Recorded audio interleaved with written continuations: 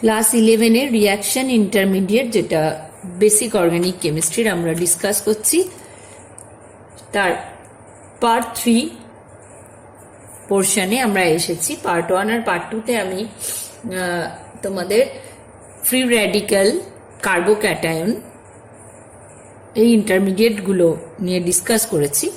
আজকে করব কার্বো অ্যানায়ন বা কার্বানায়ন। What is কার্বো anion? দেখো, আমরা সমযোজী বন্ধনের যে বিভাজন, সেই বিভাজনের সুষম অসম দুই প্রকার বিভাজন আমরা পড়েছি। আমরা দেখেছি যে যখন অসম বিভাজন হয়, অর্থাৎ অসম বিভাজন হলে বন্ধনের ইলেকট্রন জোড় কোনো একটি পরমাণুর দিকে বিশেষভাবে স্থানান্তরিত হয়ে যায় বা সরণ ঘটে, তখন একটি ক্যাটায়ন এবং একটি অ্যানায়ন উৎপন্ন হয়। তাহলে এই ধরনের ক্ষেত্রে আমরা বলি তাকে অসম বিভাজন। তো যদি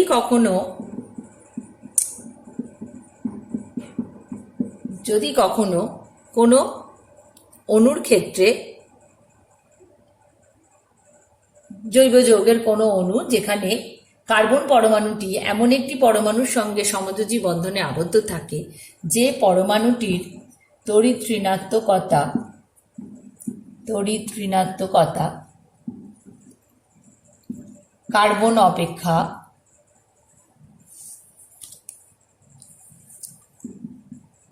অপেক্ষা কম, তখন কি হবে? এই বন্ধনের ইলেকট্রন জোড় কোন দিকে স্থানান্তরিত হবে? কার্বনের দিকে স্থানান্তরিত হবে, এবং তখন ঋণাত্মক আধানযুক্ত কার্বন পরমাণু বিশিষ্ট একটি ইন্টারমিডিয়েট তৈরি হবে, একটা কার্বন পরমাণু বিশিষ্ট একটা আয়ন তৈরি হবে। একে আমরা বলবো কি? এই ঋণাত্মক আধান বিশিষ্ট কার্বন পরমাণুযুক্ত আয়নকে ঋণাত্মক আধান বিশিষ্ট কার্বন পরমাণু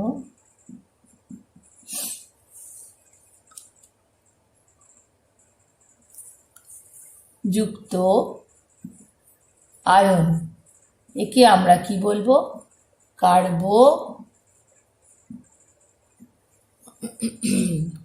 অ্যানায়ন।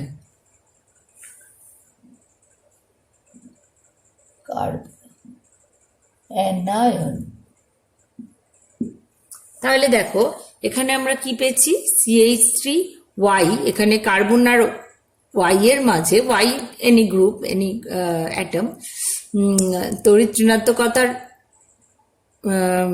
মান Y এর C এর অপেক্ষা কম হওয়ার জন্য এই বন্ধনের ইলেকট্রন জোড় কার্বনের দিকে শিফট করে গেছে, এবং CH3- এই কার্বন আয়নটা উৎপন্ন হয়েছে, সঙ্গে Y+, এই কার্বন আয়নটা উৎপন্ন হয়েছে। তাহলে কার্বন আয়ন হচ্ছে ঋণাত্মক আধান বিশিষ্ট কার্বন পরমাণু যুক্ত যে আয়ন, তাকে আমরা কার্বন আয়ন বলছি। তাহলে CH3- এটিকে কি কার্বন আয়ন বলবো? এটা হলো মিথাইল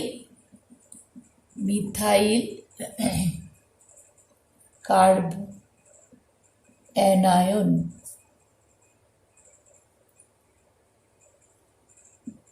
মিথাইল কার্বঅ্যানায়ন। ওকে, তাহলে এরকম করে আরো কার্বন আয়নের নাম আমরা আগে জেনে নেব। সাধারণভাবে কার্বন আয়নকে R- চিহ্ন দ্বারা প্রকাশ করা হয়।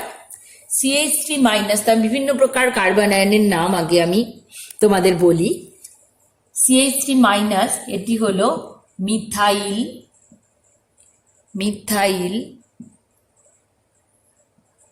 কার্বঅ্যানায়ন। CH2- ethyl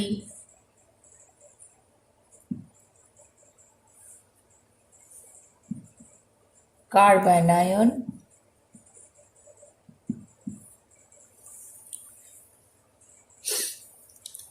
CH3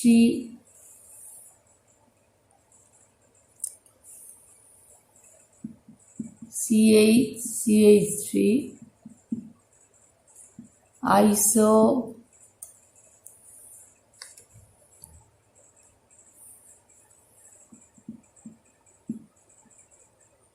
isopropyl carbanion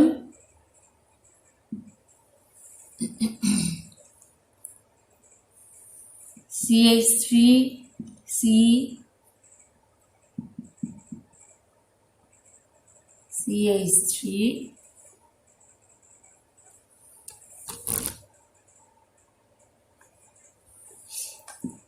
tertiary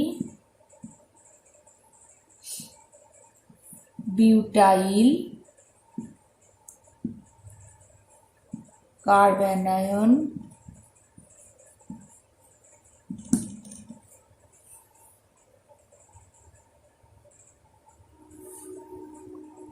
CH2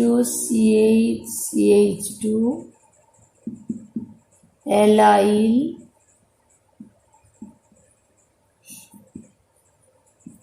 carbanion।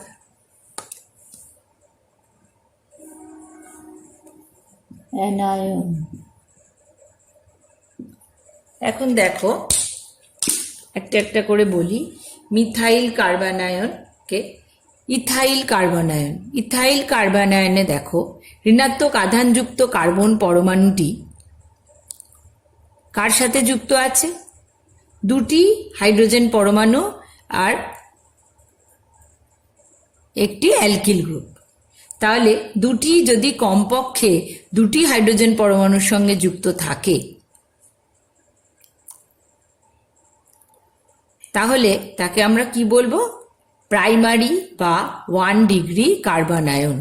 তাহলে ন্যূনতম দুটি H পরমাণু বা অপর একটি C পরমাণু যদি যুক্ত থাকে, ঋণাত্মক আধানযুক্ত যে কার্বন পরমাণু তার সঙ্গে যদি অন্তত দুটি হাইড্রোজেন পরমাণু এবং একটি কার্বন পরমাণু যুক্ত থাকে, তখন তাকে আমরা কি বলবো?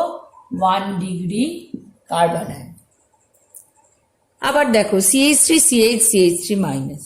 এক্ষেত্রে ঋণাত্মক আধান বিশিষ্ট কার্বন পরমাণু যখন একটি H পরমাণু এবং দুটি কার্বন পরমাণুর সঙ্গে যুক্ত থাকে, তাহলে অন্য দুটি কার্বন পরমাণুর সঙ্গে যখন যুক্ত থাকে তখন তাকে বলছি 2 ডিগ্রি বা সেকেন্ডারি কার্বানায়ন। ঋণাত্মক আধান বিশিষ্ট কার্বন পরমাণু যখন তিনটি কার্বনের সঙ্গে যুক্ত থাকে তাকে তখন কি বলা হয়? টার্সিয়ারি বা 3 ডিগ্রি কার্বানায়ন। ওকে, এবার আমরা কার্বানায়নের গঠন আকৃতি ডিসকাস করব। কার্বানায়নের গঠনাকৃতি ও বৈশিষ্ট্য। কার্বানায়নের গঠনাকৃতি জানতে গেলে আমাদের ঋণাত্মক আধান বিশিষ্ট যে কার্বন পরমাণুটা রয়েছে কার্বানায়নের মধ্যে তার সংকরায়ন অবস্থা জানতে হবে। তো দেখো, কার্বানায়ন যে কার্বন পরমাণুটি, সেই কার্বন পরমাণুটিতে 8টি ইলেকট্রন থাকে, অর্থাৎ কার্বানায়নের ইলেকট্রন সংখ্যা হচ্ছে 8। 8টি ইলেকট্রন থাকে, তার জন্য এটি ইলেকট্রন সমৃদ্ধ, অর্থাৎ এটি সেই কারণে কিরকমভাবে আচরণ করে? নিউক্লিওফাইল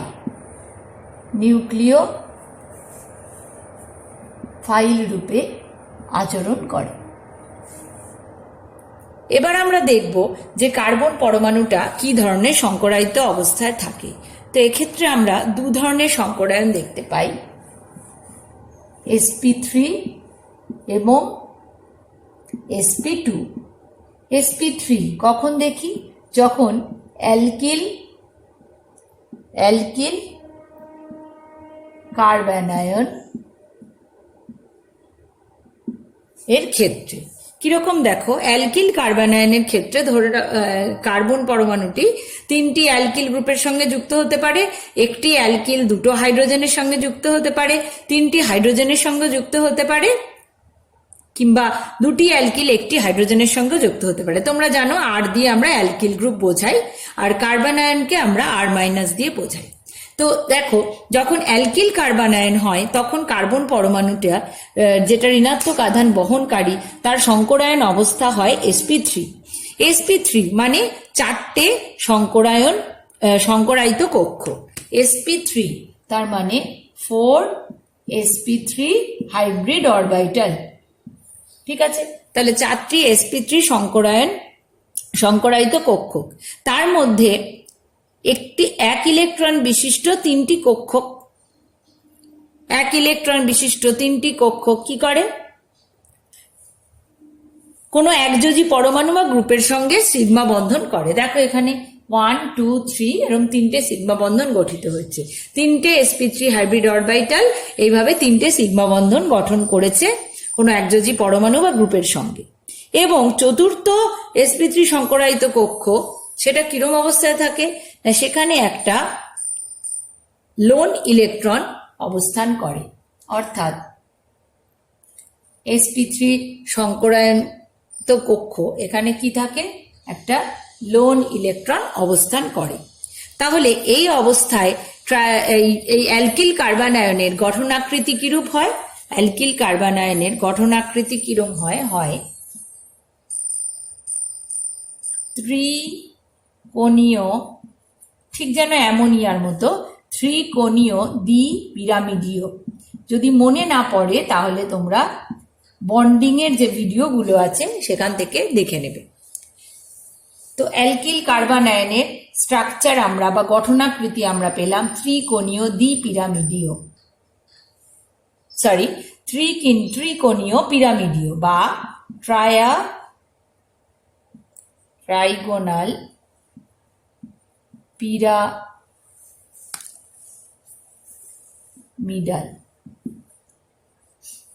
ত্রিকোণীয় পিরামিডীয়, আগে আমি ভুল করে দ্বিপিরামিডীয় বলেছিলাম, ইগনোর দ্যাট। ত্রিকোণীয় পিরামিডীয় এবং ইংলিশে যাকে বলে ট্রায়াগোনাল পিরামিডাল, ঠিক লাইক অ্যামোনিয়ার স্ট্রাকচার। কারণ এখানে 3টে sp3 হাইব্রিড অরবিটালে একটা করে ইলেকট্রন থাকে যারা সিগমা বন্ধন তৈরি করছে 3টে একযোজী পরমাণু বা গ্রুপের সঙ্গে, এবং 4 নম্বর sp3 হাইব্রিড অরবিটালে একটা নিঃসঙ্গ ইলেকট্রন জোট থাকে। এই গেল sp3 সংকরায়িত কার্বন পরমাণু যেটা ঋণাত্মক আধান থাকে, অর্থাৎ এক ধরনের গঠনাকৃতি আমরা দেখলাম কার্বন আয়নের জন্য। আবার দেখো sp2 সংকরায়ন অবস্থাও আমরা দেখতে পাই। কোথায় দেখতে পাই না, যে সমস্ত কার্বন আয়নগুলো রেজোনেন্স স্টেবিলাইজ, যেমন কিনা CH2 ডাবল বন্ড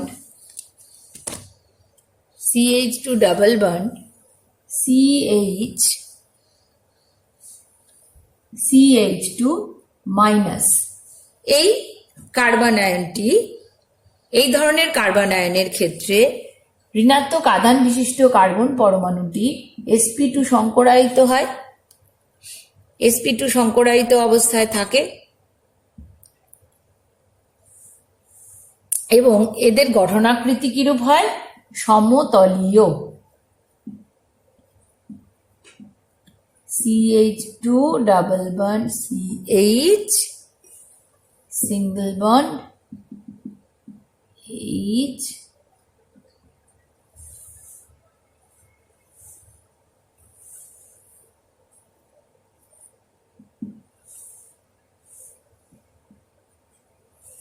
এই হলো এর গঠনাকৃতি। CH2 double bond CH, CH2 minus, অর্থাৎ সমতলীয় গঠনাকৃতি।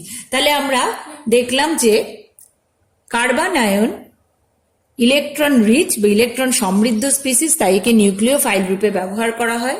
এবং এর গঠনাকৃতি দেখতে গিয়ে দেখলাম যখন অ্যালকিল কার্বন আয়নের ক্ষেত্রে কার্বন পরমাণুটি যেটা ঋণাত্মক আধান বিশিষ্ট সেটি sp3 সংকরায়িত অবস্থায় থাকে এবং সেক্ষেত্রে গঠনাকৃতি হচ্ছে ত্রিকোণীয় পিরামিডীয় বা ট্রায়াগোনাল পিরামিডাল। আবার যে সমস্ত কার্বন আয়নগুলো রেজোনেন্স দ্বারা স্থায়িত্ব লাভ করে, যেমন অ্যালাইলিক কার্বন আয়ন, সেখানে ঋণাত্মক আধান বিশিষ্ট কার্বন পরমাণুটি sp2 সংকরায়িত হয় এবং তার গঠনাকৃতি সমতলীয় হয়। একজোড়া পেয়ার্ড আপ ইলেকট্রন থাকার জন্য এর চৌম্বক ধর্ম অনুযায়ী এটি ডায়াম্যাগনেটিক প্রপার্টির হয় বা ডায়াম্যাগনেটিক, এর চৌম্বক ধর্ম হলো ডায়াম্যাগনেটিক। এলডল কন্ডেনসেশন, ক্যানিজারো বিক্রিয়া ইত্যাদি বিভিন্ন বিক্রিয়ায় ইম্পর্টেন্ট রোল প্লে করে কার্বন আয়ন। এবার আমরা দেখব যে কার্বন আয়নের স্টেবিলিটি বা স্থায়িত্ব কিসের কিসের উপর নির্ভর করে। তাহলে আমরা ডিসকাস করব কার্বন আয়নের স্থায়িত্ব বা স্টেবিলিটি অফ কার্বন আয়ন। এবারে আমরা আবার দেখে নেব যে কোন কোন বিষয়গুলোকে এক্ষেত্রে আমরা গুরুত্ব দেব সবচেয়ে বেশি, এবং তার সেই প্রায়োরিটির অর্ডারটা আগে আমরা দেখে নেব। তো একই রকমভাবে নাম্বার 1-এ প্রায়োরিটি পাবে রেজোনেন্স এফেক্ট, সবচেয়ে বেশি প্রায়োরিটি পাবে। এবং তারপরে প্রায়োরিটি পাবে ইন্ডাকটিভ এফেক্ট। এক্ষেত্রে হাইপার কনজুগেশন এফেক্ট দেখা যায় না, তাই হাইপার কনজুগেশন এফেক্টের সাহায্যে কার্বন আয়নের স্থায়িত্ব বা স্টেবিলিটি কখনোই আমরা নির্ধারণ করতে পারবো না। বিষয়টা বুঝতে গেলে প্রথমেই আমরা একটা এক্সাম্পল নিয়ে ডিসকাস করব। তো কোয়েশ্চেন নাম্বার 1 কি করতে হবে, স্টেবিলিটি অর্ডারে এদের সাজাতে হবে। আমি কোয়েশ্চেনটা লিখলাম না, স্পিসিসগুলো আমি বলছি। CH3 minus methyl carbon ion, CH3CH isopropyl carbon ion, CH3CH2 minus ethyl carbon ion, CH3C minus tertiary butyl carbon ion. Okay, তো যাই হোক, আমরা অর্ডার অনুযায়ী বলতে গেলে দেখো 1 degree carbon ion, 2 degree carbon ion, 3 degree carbon ion, এবং this is methyl carbon ion. তাহলে যেহেতু কার্বন আয়নের স্টেবিলিটির জন্য রেজোনেন্স এই হাইপার কনজুগেশন কোনো এফেক্ট ফেলে না, তাহলে এক্ষেত্রে কি দেখতে হবে, কারণ এক্ষেত্রে আমরা কোথাওই পাই ইলেকট্রন পাচ্ছি না, তাই পাই ইলেকট্রন না পাওয়ার দরুন এখানে রেজোনেন্স এফেক্ট ক্রিয়াশীল হচ্ছে না, তাই আমাদের ইন্ডাকটিভ এফেক্টের সাহায্যে বিষয়টা ব্যাখ্যা করতে হবে। দেখো CH3 মাইনাস, এখানে কোনো এফেক্টই নেই, নো এফেক্ট। CH3CH3 এক্ষেত্রে দেখো কার্বনের সঙ্গে যুক্ত, দুদিকে দুটো অ্যালকিল মূলক। অ্যালকিল গ্রুপগুলো কি করে, বন্ধনের ইলেকট্রন জোড় ঠেলে দেয়, অর্থাৎ এক্ষেত্রে বন্ধনের ইলেকট্রন জোড় কার দিকে ঠেলে দিচ্ছে, সেই কার্বনের দিকে যেই কার্বনের মাথায় নেগেটিভ চার্জ আছে।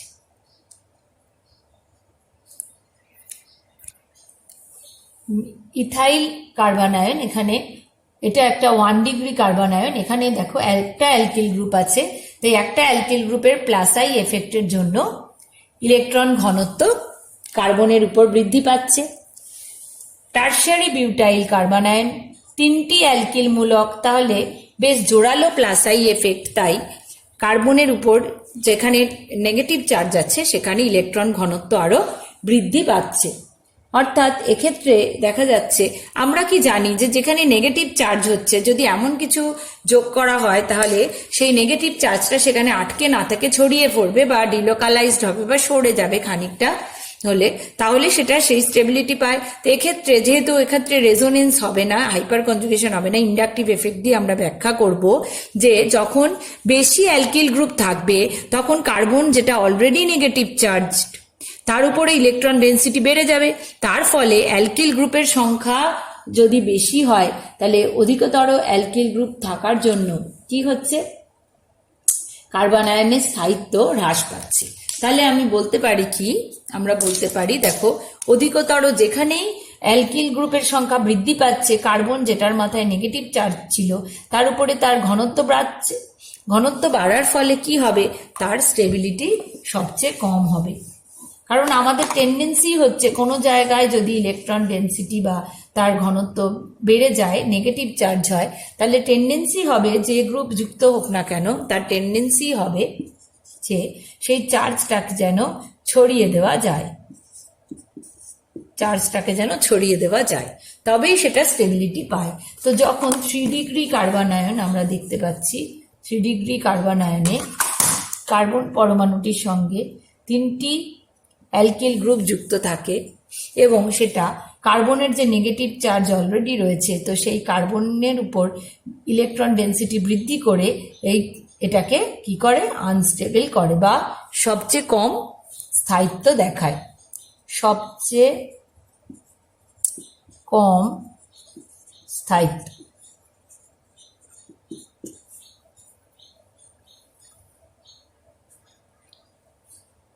এবার দেখো 3টে অ্যালকিল গ্রুপ এখানে আছে। সবচেয়ে কম স্থায়িত্ব কেন?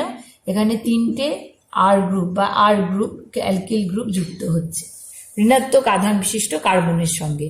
যত বেশি অ্যালকিল গ্রুপ তত প্লাস আই এফেক্ট এবং তত কি হচ্ছে, কার্বন আয়নের কার্বনের ইলেকট্রন ডেন্সিটি বৃদ্ধি পাচ্ছে এবং তত কম স্থায়িত্ব পাচ্ছে বা স্থায়িত্ব হ্রাস পাচ্ছে। তাহলে অ্যালকিল গ্রুপের সংখ্যা যত বেশি, স্থায়িত্ব তত হ্রাস পাচ্ছে। সুতরাং টারশিয়ারি বিউটাইল কার্বন আয়নের স্থায়িত্ব সবচেয়ে কম হবে।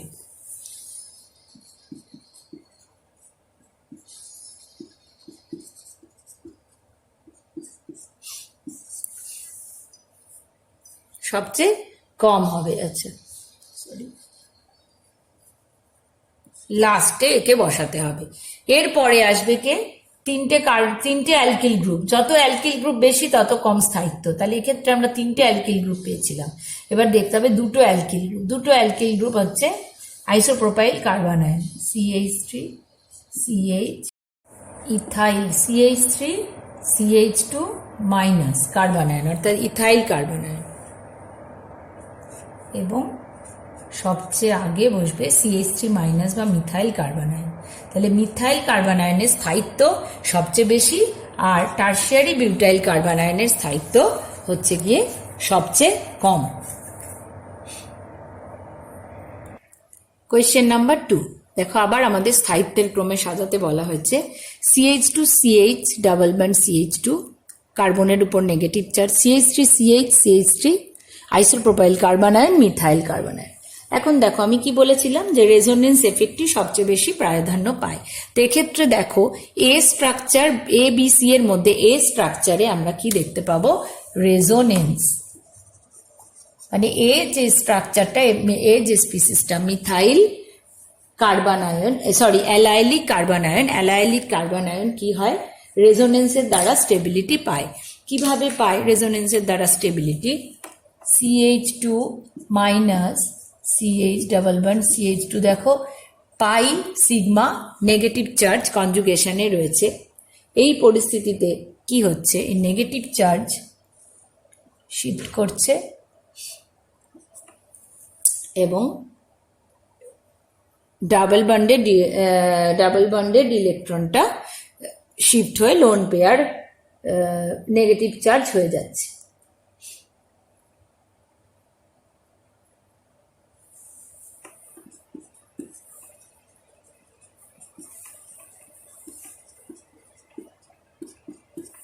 অর্থাৎ এইভাবে আমরা অ্যালাইলিক কার্বন আয়নের কি দেখতে পাচ্ছি, স্থায়িত্ব রেজোনেন্সের সাহায্যে ব্যাখ্যা করতে পারছি। তাহলে রেজোনেন্স দেখা যাচ্ছে নাম্বার এ এই স্পিসিসটায় বা অ্যালাইলিক কার্বন আয়নে। নাম্বার বিতে কোনো রেজোনেন্স দেখা যায় না, কিন্তু স্ট্রং প্লাস আই এফেক্ট রয়েছে। দুটো আর গ্রুপের, দুটো অ্যালকিল গ্রুপের প্লাস আই এফেক্ট রয়েছে। মিথাইল ফ্রি র্যাডিক্যালে এই ধরনের কোনো এফেক্ট নেই। সুতরাং আমাদের স্থায়িত্বের ক্রম কি হবে? সুতরাং আমাদের স্থায়িত্বের ক্রম হবে স্টেবিলিটি অর্ডার হলো, ফার্স্ট অফ অল সবচেয়ে বেশি স্টেবল বা স্থায়ী হচ্ছে এ রেজোনেন্সের জন্য। তারপরে দেখো বি আর সি এর মধ্যে, বিতে যেহেতু দুটো অ্যালকিল গ্রুপের পাস আই এফেক্ট আছে, যত বেশি সংখ্যক অ্যালকিল গ্রুপ তত স্থায়িত্ব হ্রাস পাবে, আমরা আগেই ডিসকাস করেছি। সো এ গ্রেটার দেন সি, অর্থাৎ মিথাইল ফ্রি র্যাডিক্যাল যেখানে কোনো এফেক্ট নেই, তাই অর্থাৎ মিথাইল কার্বন আয়নকে সে তার স্থায়িত্ব হ্রাস করাচ্ছে না কোনোভাবেই। সুতরাং এটা নাম্বার 2 পজিশনে যাবে। এবং সবচেয়ে শেষে থাকবে বি, কারণ এখানে প্লাস আই এফেক্ট, দুটো অ্যালকিল গ্রুপের প্লাস আই এফেক্ট এই কার্বন আয়নকে ডিস্টেবিলাইজ করে বা আনস্টেবল করে। Next question, CH3 CH2 minus, CH2 CH minus, C triple bond C minus. এখন দেখো এক্ষেত্রে হাইব্রিডাইজেশন কিরকম ভাবে রয়েছে দেখো, CC সিগমা বন্ড, এখানে CH সিগমা বন্ড সবই sp3, CH2 double bond CH minus, sp2 triple বন্ডে sp। তাহলে দেখো S ক্যারেক্টার বা S চরিত্রের মান কি হচ্ছে, কার বেশি হচ্ছে, সবচেয়ে বেশি S ক্যারেক্টার সবচেয়ে বেশি।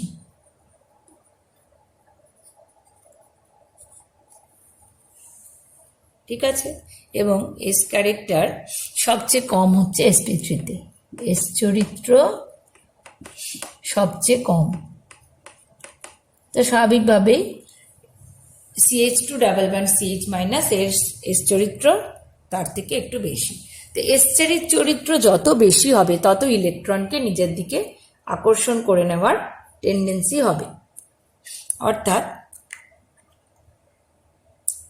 S ক্যারেক্টার যত বেশি হয় তত ইলেকট্রোনেগেটিভিটি বেশি এবং ঋণাত্মক আধানকে নিজের দিকে আকর্ষণ করে নেয়। তো ঋণাত্মক আধানকে যত বেশি আকর্ষণ করে নেবে বন্ধনের ইলেকট্রন জোড়ের দিকে সে আকৃষ্ট হয়ে যাচ্ছে, তত বেশি এক্ষেত্রে স্টেবিলিটি বৃদ্ধি পাবে। তাহলে S ক্যারেক্টার যত বেশি হচ্ছে তত বেশি স্টেবিলিটি পাচ্ছে, তত বেশি কার্বন আয়নটা স্টেবিলিটি পাচ্ছে। সুতরাং অর্ডারটা কি হবে, অর্ডারটা হবে S ক্যারেক্টার যত বেশি, ইলেকট্রোনেগেটিভিটি যত বেশি এবং স্থায়িত্বের ক্রম তত বেশি। তাহলে আমি যদি নামকরণ করি A, B এবং C এইভাবে, তাহলে সবচেয়ে বেশি স্থায়ী হবে S ক্যারেক্টার যার সবচেয়ে বেশি, অর্থাৎ C triple bond C minus, তাহলে C গ্রেটার দেন। নেক্সট কে যাবে CH2 double bond CH minus, এখানে যে কার্বন পরমাণু sp2 সংকরায়িত অবস্থায় রয়েছে, ঋণাত্মক আধান বিশিষ্ট কার্বন পরমাণু, সেখানে S ক্যারেক্টার এমন যে ঋণাত্মক আধান এবং ইলেকট্রন জোড়কে নিজের দিকে আকর্ষণ করে রাখবে এবং স্থায়িত্ব দেবে। সুতরাং C greater than B greater than A। তাহলে এখানে S ক্যারেক্টার যার সবচেয়ে বেশি তার স্থায়িত্ব সবচেয়ে কম হচ্ছে। নাম্বার 4 দেখো, CCl3 minus, CCl2H minus, CClH2 minus, এদেরকে আমাদের অর্ডারে সাজাতে হবে। তাহলে দেখো এক্ষেত্রে কি দেখা যাচ্ছে, মাইনাস আই এফেক্ট সম্মিলিত ক্লোরিন পরমাণুর উপস্থিতি আমরা দেখতে পাচ্ছি। তাহলে এখানে দেখতে পাচ্ছি কি মাইনাস আই এফেক্ট, কার দেখতে পাচ্ছি, মাইনাস আই এফেক্ট দেখতে পাচ্ছি Cl। তাহলে দেখো আবার আমরা নামকরণ করি A, B, C। A স্পিসিসে আমরা দেখছি ক্লোরিন পরমাণুর সংখ্যা 3, 3টে ক্লোরিন পরমাণু আছে। তাহলে এরা বন্ধনের ইলেকট্রন জোড়কে মাইনাস আই এফেক্টের জন্য নিজের দিকে আকর্ষণ করবে। তাহলে কেন্দ্রস্থ কার্বন পরমাণুর ইলেকট্রন ঘনত্ব মাইনাস আই এফেক্ট দিয়ে যদি বন্ধনের ইলেকট্রন জোড়কে নিজের দিকে আকর্ষণ করে, তাহলে কি হবে, কার্বনের উপর যে ইলেকট্রন চার্জের ডেন্সিটি অফ ইলেকট্রন ক্লাউড সেটা খানিকটা হ্রাস পাবে এবং কার্বনের ঋণাত্মক আধানকে নিউট্রালাইজ করতে পারবে। তাহলে এখানে 3টে কার্বন, 3টে ক্লোরিন, তাহলে স্ট্রং মাইনাস আই এফেক্ট, এখানে 2টো ক্লোরিন তার থেকে কম এবং এখানে একটা ক্লোরিন আরো তার থেকে কম। তাহলে সবচেয়ে বেশি স্টেবল কার্বন আয়ন কোনটা হবে? যেখানে হ্যালোজেন মূলকের সংখ্যা বেশি বা মাইনাস আই এফেক্ট। কারণ মাইনাস আই এফেক্ট কি করে?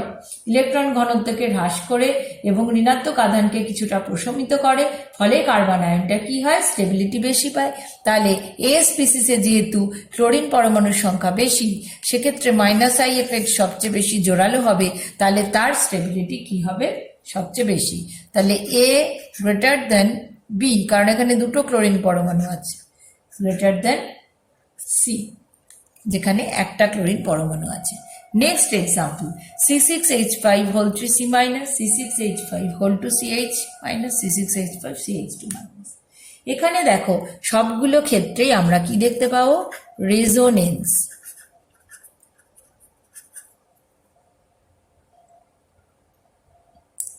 রেজোনেন্সের ক্ষেত্রে এখানে কি হচ্ছে?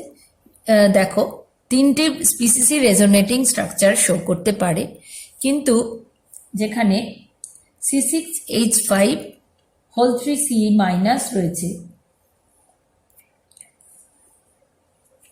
ট্রাইফিনাইল methyl carbanion, diphenyl methyl carbanion এবং বেনজাইল কার্বনায়ন।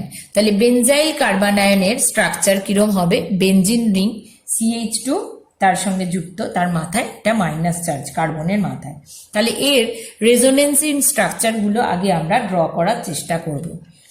কনজুগেশনটা কিরকম? পাই sigma negative charge. So negative charge comes to this bond এবং এটা next double bond CH2. So we have negative charge here.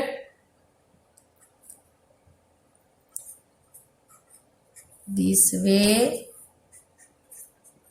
so that we can move the pi electrons and we will get a number of resonating structure here.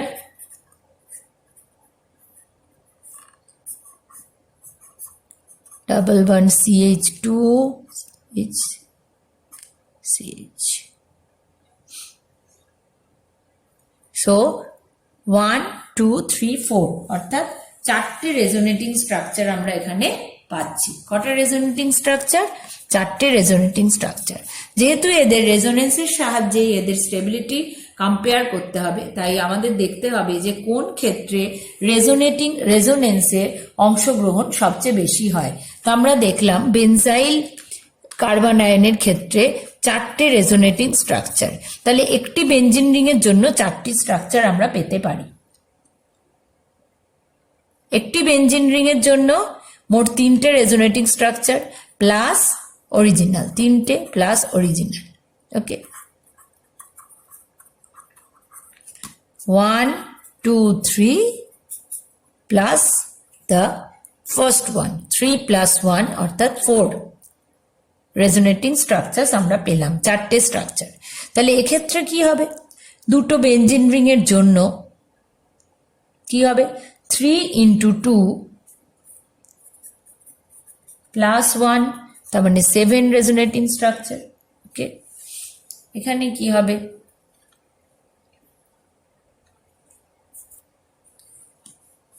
3 into 3, তিনটে benzene ring, একটা benzene ring এর জন্য তিনটে, তাহলে তিনটের জন্য 3 into 3 plus 1 negative charge, তাহলে 10 resonating structure. তাহলে এক্ষেত্রে আমরা দেখব এ বি সি যদি বলি, triphenyl carbanion, triphenyl methyl carbanion, diphenyl methyl carbanion, benzyl carbanion, তাহলে কোন ক্ষেত্রে রেজোনেটিং স্ট্রাকচারের কন্ট্রিবিউশন সবচেয়ে বেশি? না C6H5 whole 3 C minus। তাহলে যদি এ বি সি নামকরণ করি এক্ষেত্রেও, তাহলে C6H5 whole 3 C minus অর্থাৎ A greater than C6H5 whole 2 CH minus, B greater than C। C6H5 whole 3 C minus triphenyl methyl carbanion, C6H5 CH2 minus benzyl carbanion, sorry, diphenyl carbon ion. Next last হচ্ছে C6H5CH2 minus, অর্থাৎ A greater than B greater than C। এই হলো stability order. এবারে আমরা কার্বিন কি, কার্বিন সম্বন্ধে একটু discuss করব। কার্বিনও হলো একটি খুবই সক্রিয় ইন্টারমিডিয়েট রিয়াকশন, ইন্টারমিডিয়েট যাকে বলা হয়। তো এর গঠন দেখো YCX, অর্থাৎ Y আর X হচ্ছে দুটি পৃথক গ্রুপ। এক্ষেত্রে কার্বন পরমাণুর উপর একজোড়া ইলেকট্রনকে আমি দেখতে পাচ্ছি আমরা। তাহলে এখানে দেখছি দুটো সিগমা বন্ড থাকবে আর দুটো নন বন্ডিং ইলেকট্রন থাকবে। কার্বিনের কার্বন পরমাণুটা কটা ইলেকট্রন থাকে? 6টা। এটি একটি প্রশম স্পিসিস বা নিউট্রাল স্পিসিস এবং হাইলি আনস্টেবল, খুবই আনস্টেবল। এবং এটি যেহেতু ইলেকট্রন ও আরও নিতে পারে, 6টা ইলেকট্রন রয়েছে, অক্টেট ফুলফিল করার জন্য আরও ইলেকট্রন দরকার, তাই এটা ইলেকট্রোফাইলের মতো আচরণ করে এবং এর ইনকমপ্লিট অক্টেট রয়েছে। 3 ধরনের কার্বিন আমরা আগে জানব। CH2, methyl carbene, CCl2 dot dot,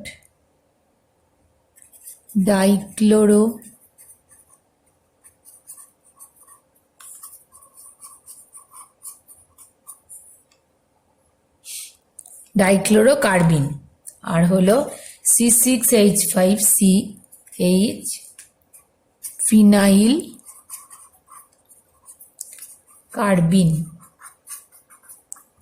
এখন এই কার্বিন 2 প্রকারের হয়, একটা হলো সিংলেট আর একটা হলো ট্রিপলেট।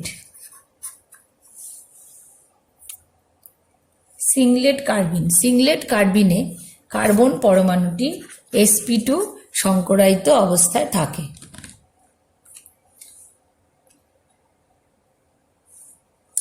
এবং এক্ষেত্রে sp2 সংকরায়িত অবস্থায় রয়েছে।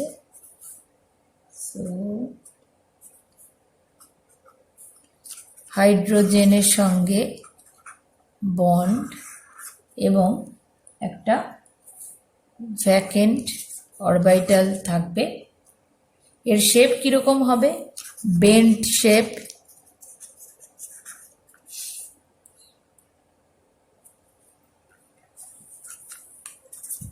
বেন্ট শেপের হয় সিংলেট। এবং সিংলেটের ক্ষেত্রে আমরা দেখব যে একজোড়া ইলেকট্রন কিন্তু পেয়ার্ড আপ অবস্থায় রয়েছে, এভাবেও লেখা যায়, একজোড়া ইলেকট্রন পেয়ার্ড আপ অবস্থায় রয়েছে এরকম। এবং কিভাবে এদের রাখা হবে? যাতে এদের মধ্যে রিপালশনটা কম হয়, তার জন্য এদের বেন্ট শেপ অর্থাৎ এই ধরনের শেপ দেওয়া হয়। এবার দেখো ট্রিপলেট কার্বিন।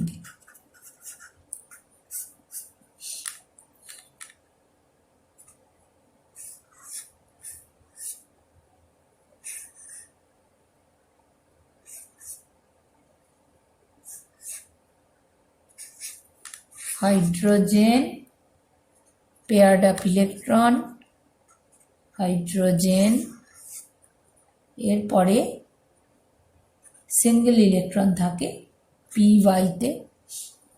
তাহলে সিংলেটে আমরা দেখছি একজোড়া ইলেকট্রন পেয়ার্ড আপ হয়ে রয়েছে, মানে পেয়ার করে রয়েছে একটা দুটো ইলেকট্রন।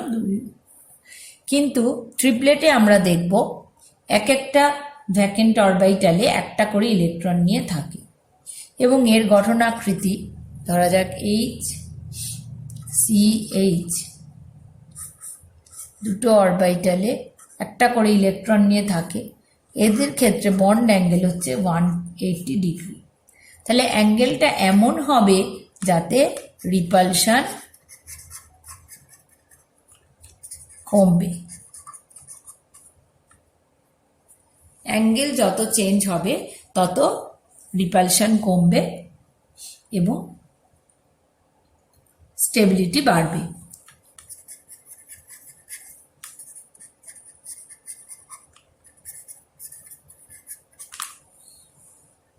তাহলে আমরা সিংলেট আর ট্রিপলেট কার্বিন সম্বন্ধে সামান্য ধারণা গ্রহণ করতে পারলাম।